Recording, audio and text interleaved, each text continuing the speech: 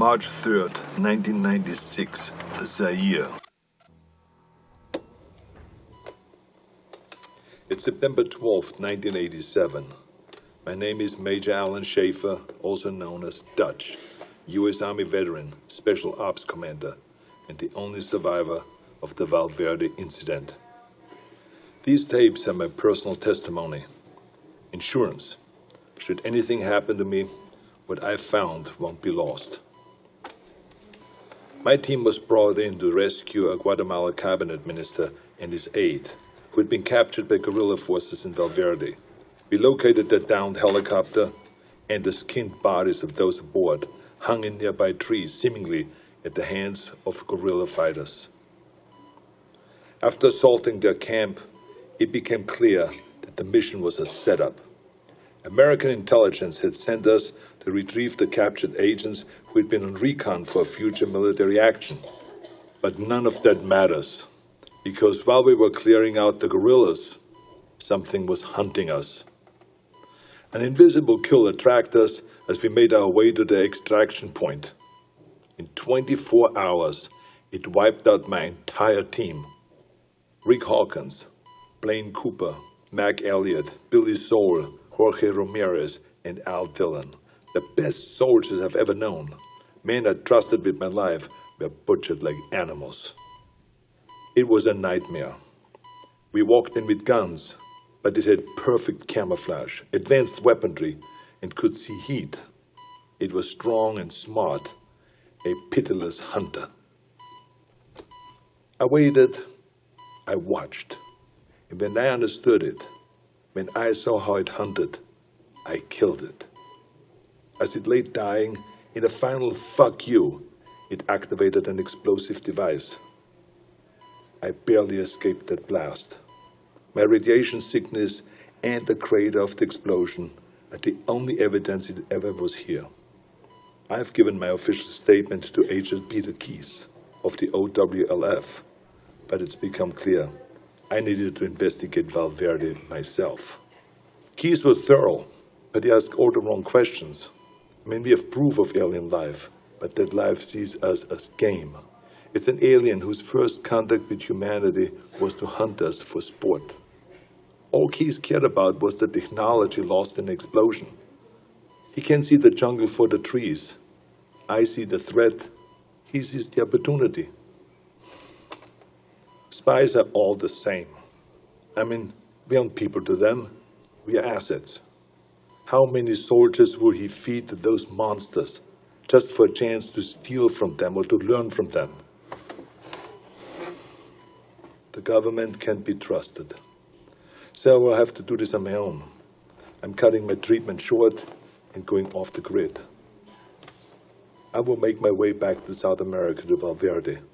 I was told that there were stories about demons who make trophies of man. I'd like to hear those stories.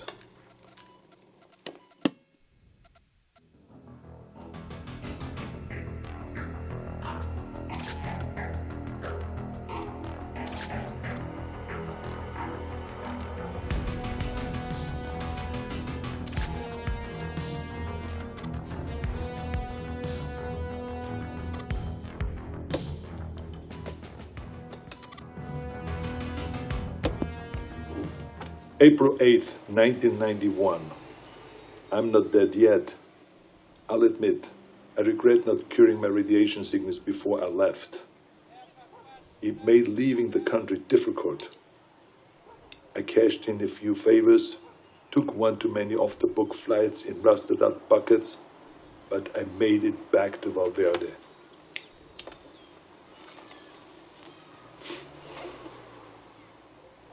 The area was on lockdown, sealed by American intelligence for study. The complex centered on a crater from the alien self-destruction.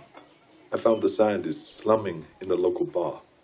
A few drinks, a couple of threads later, he was ready to talk. It wasn't much, barely anything I didn't already know. The blast emitted a form of radiation they'd never seen before. Some believed it was extraterrestrial, some didn't. Either they're not too bright, or there's nothing to find. I decided to let them keep searching in vain.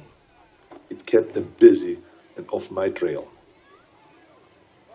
I've been touring villages and small towns using the cover of an author writing about South American folklore. I don't know if any of them bought in, but they took my money and told their stories. The closer they were to the jungle, the more stories of devils in the trees. Some were bullshit, made up on the spot, but some carried consistencies that I couldn't ignore.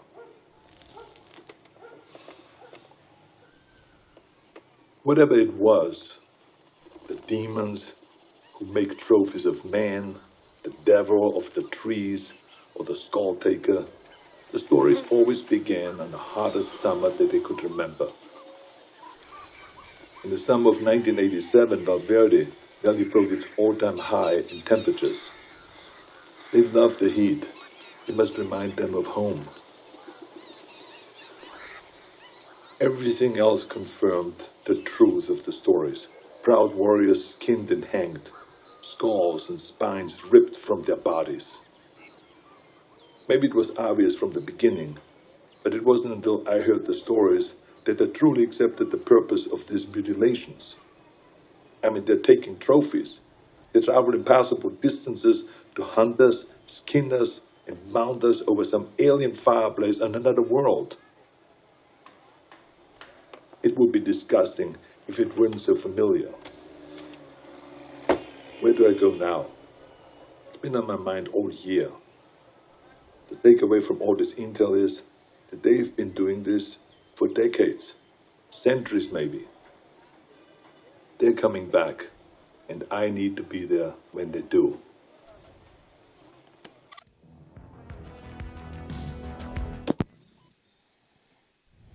June 27th, 1992. It's hard to remember that the most important part of an operation is patience. You can plan the perfect op, but you can't account for everything. If shit goes south, there's nothing to do but to adapt and finish the mission.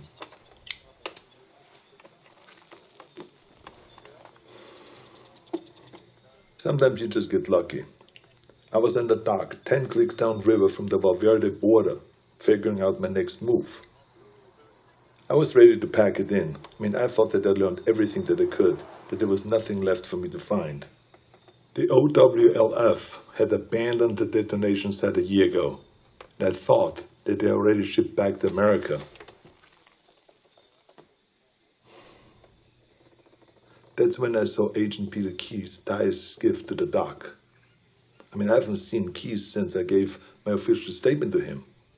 It was impossible, but there he was with 3 of his buddies.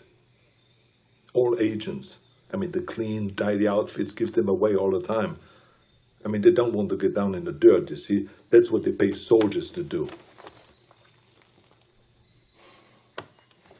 Keyes walked up, looked right at me, and shook my hand. With the radiation sickness, I've lost a lot of weight, so I thought that he maybe would not recognize me, but then he greeted me like we were old pals. Keyes is a good spy, saying nothing, implying everything. We spent the next few hours trading war stories at the bar. If you had heard us, you would never have suspected we were trading intel on an alien manhunter. His cover was that they have been looking for a serial killer, a sadist who has been operating in the area for years, hunting people like animals and then skinning them alive. Keyes wanted to talk about the monster, so it all came out in the cover story. In many ways, they were just a few steps behind, surveying villages for information, locating witnesses. He did confirm one thing that I only considered. He told me how the killer chose his victims. They were always armed. A rifle, a pistol, a knife in the boot. He wasn't taking kids or random villages. He wanted a challenge. Whatever it was a hunter. And it killed for sport. I wish they were here for a military action, recon for an invasion. But the truth was so much worse. We are prey, animals, fit only to be hunted. Keyes and his buddies paid the tab and mine But before he left, he winked at me and he said, "Stay out of the jungle. That's where he gets you." I tracked Keys and his team for weeks, but they didn't learn anything new. Maybe they knew that I was there, maybe they didn't, I don't know. I've risked enough for now. I think it's time to disappear. Keep my ear to the ground. Be patient.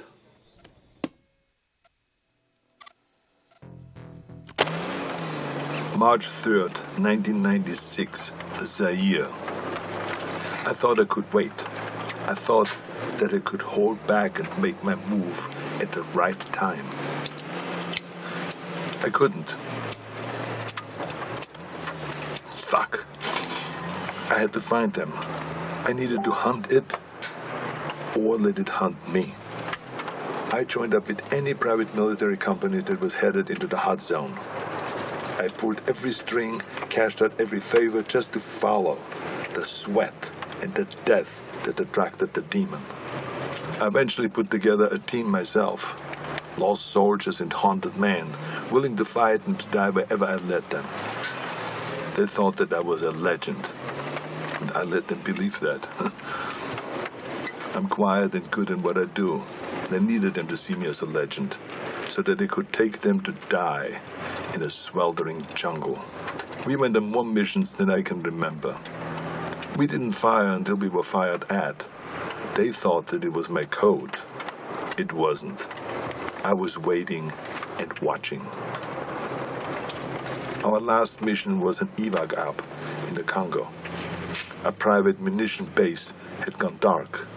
When we arrived, they'd been dead for days. Bodies strung up on floodlights around the base, all of them skinned, some missing skulls and spines. We secured the site and waited for backup to arrive. In the heat of the day, I stared into the waves of heat coming off the concrete, thinking that any minute they might come alive as the invisible killer. And then they did. I didn't wait. I unloaded every round I had. Trusting me, my team fired in the same direction. It wasn't the first time I'd done it, but this time I knew what I was looking for. It was so fast, we couldn't hit it. We panicked, and stray rounds struck the crate of RPGs. And that explosion hit other munitions that exploded. By the time the smoke cleared, the demon was dead, but so were all my men. I took samples of its blood, pieces of its anatomy, and what tech that I could salvage. And then I burned everything. Then it disappeared. I never checked in with HQ. As far as I know, I was counted among the dead.